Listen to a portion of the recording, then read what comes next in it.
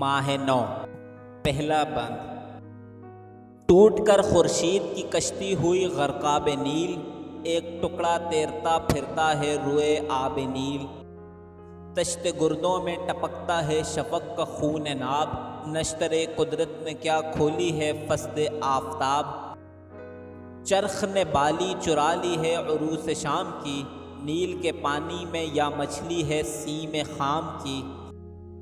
قافلہ تیرا رواں بے منت بانگے درا، گوش انسان سن نہیں سکتا تیری آواز پا۔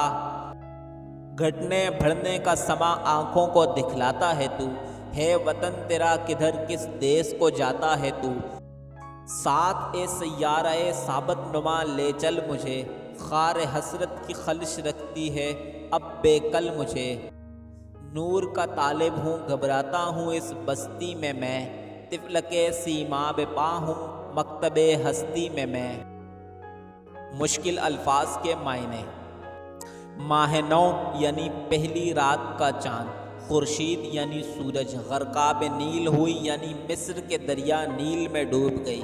تشت گردوں یعنی آسمان کی تھالی، شفق یعنی آسمان کی سرخی، خون ناب یعنی خالص خون، نشتر یعنی زخم چیرنے کا ایک باریک اوزار، فسد کھولنا یعنی نشتر سے رگ میں سے گندا خون نکالنا، عروس شام یعنی شام یا رات کی دلہن، سیم خام یعنی کچی چاندی، بے منت یعنی احسان کے بغیر، بانگے درا یعنی قافلے کی گھنٹی کی آواز، گوش یعنی کان، آواز پا یعنی پاؤں کی چاپ، سیارہ ثابت نما یعنی ایسا چلنے والا ستارہ جو ایک جگہ ٹکا ہوا دکھائی دیتا ہے، خار حسرت یعنی آرزو کا کانٹا، خلش یعنی چبھن، بیکل یعنی بے چین، طفلک یعنی چھوٹا سا بچہ، سیماب پا یعنی جس کے پاؤں حرکت ہی میں رہتے ہوں،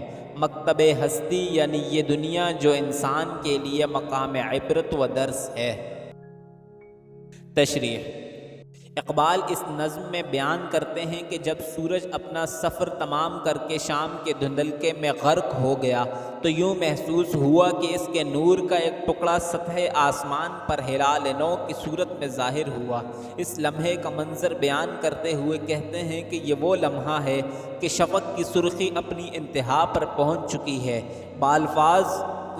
بالفاظ و دیگریہ یہ کہا جا سکتا ہے کہ فطرت نے اپنے سورج کی سرخی انڈیل کر رکھ دی ہے۔ ہلال نو کو دیکھ کر یوں لگتا ہے کہ جیسے شام کی ایک دلہن کی مانند ہے اور ہلال نو اس کے کانوں کی بالی ہے، یا پھر شفاف پانی میں چاندی کے رنگ جیسی مچھلی تیر رہی ہو۔ تیرا قافلہ گھنٹیوں کے بغیر بڑی خاموشی سے رواں دواں ہے۔ یہ ایسا سکوت ہے جو انسانی کانوں تک جس کی رسائی ممکن نہیں ہے۔ کبھی تو اپنے حجم میں کم ہو جاتا ہے اور کبھی زیادہ۔ قدرتی طور پر یہ سوال اٹھتا ہے کہ تیرا سفر کس جانب رواں دواں ہے اور تیری قیام گاہ کہاں ہے؟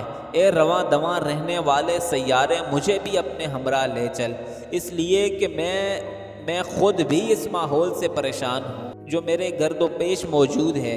میں تو تاریکی کے بجائے روشنی کا طالب ہوں اور ایسے بچے کی مانند ہوں جو مدرسے کے لیے نامناسب ماحول سے گھبراتا ہے۔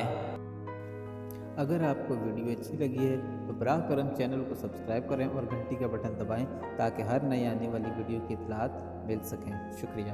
If you like the video, please subscribe to the channel and press the bell icon so that notification for each new upcoming video can be found.